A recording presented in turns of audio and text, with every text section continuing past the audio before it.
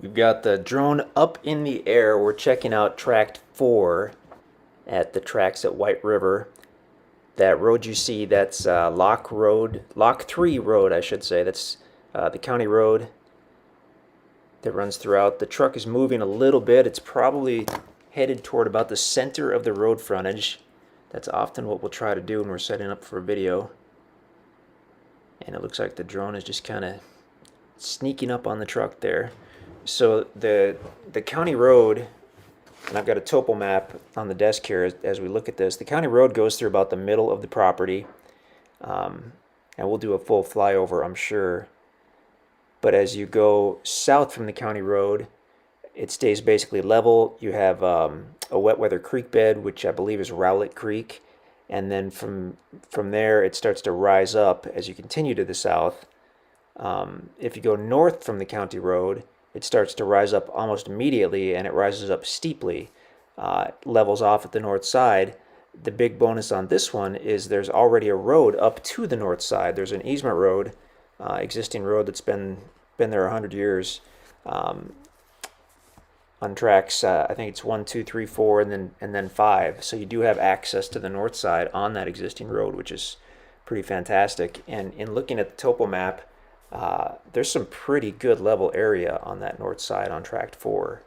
So we'll want to look at the ground video too, of course, but interesting to see that. Okay, so now we are parked probably about in the middle of the road frontage on Tract 4. We're on Lock 3 Road, which is the county road. And we're just kind of, I don't know what we're waiting for. We're just getting our bearings here. There is a setting on the drones where you can only fly at a certain height until it picks up enough satellites, and that certain height is extremely low. Like it probably wouldn't even get you over the treetops. So that could be what they're doing here, is just waiting for it to pick up the rest of the satellites, and at that point it'll automatically let you go up to a normal altitude. And well, okay, so we're oriented northerly. As we back up, we're still looking north, but we're looking over the south end of the property. And as we mentioned before, from where the road is, where the truck is, coming this away, it's level and then starts to rise up. Well, that's a great shot, especially with the truck in there. You can really see what's going on. Look past the truck, and you can basically see how it does rise up steeply and then levels once you get toward the top. So where it starts to level off and then does level off, that's going to be the top side of Tract 4. So before you get to that next big valley. Interesting shot there. And you could see the White River in the background. We just didn't mention that just now because we were looking at the topography. Heavily wooded property, mostly hardwood trees, red oak, white oak,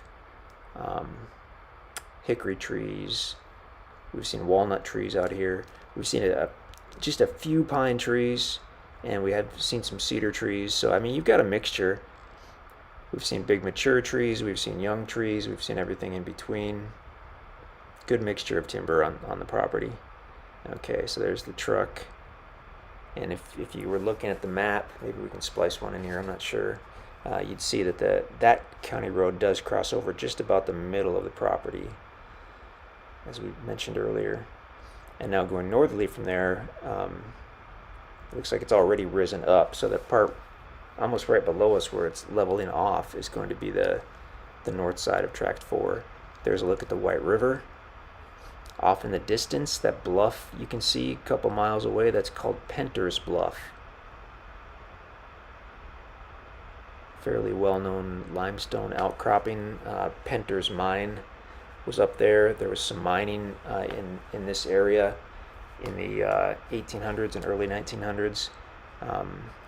Not shaft mines, not the dangerous kind. They mined for limestone and manganese to make iron ore, that kind of stuff.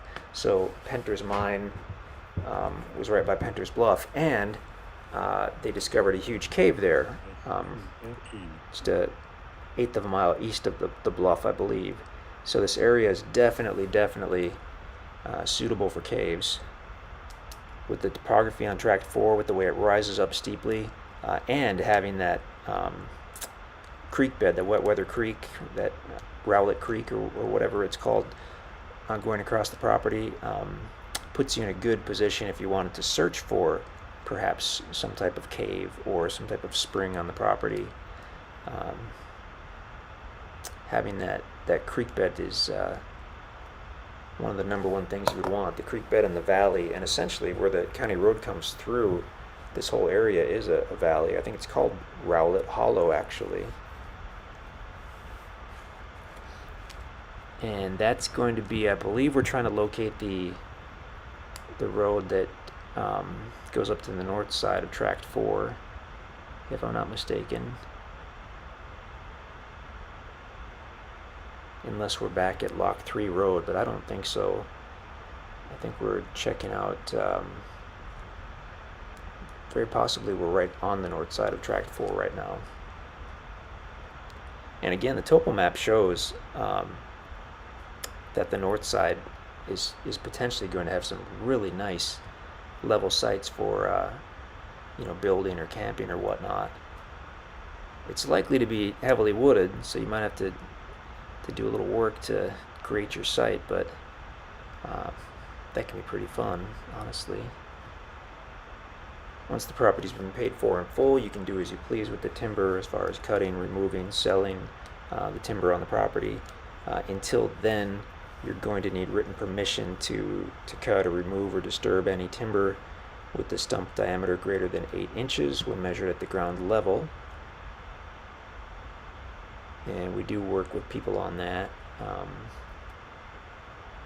Pretty simple system in place if you need to remove a little bit of mature timber for a driveway or for a building site or whatnot.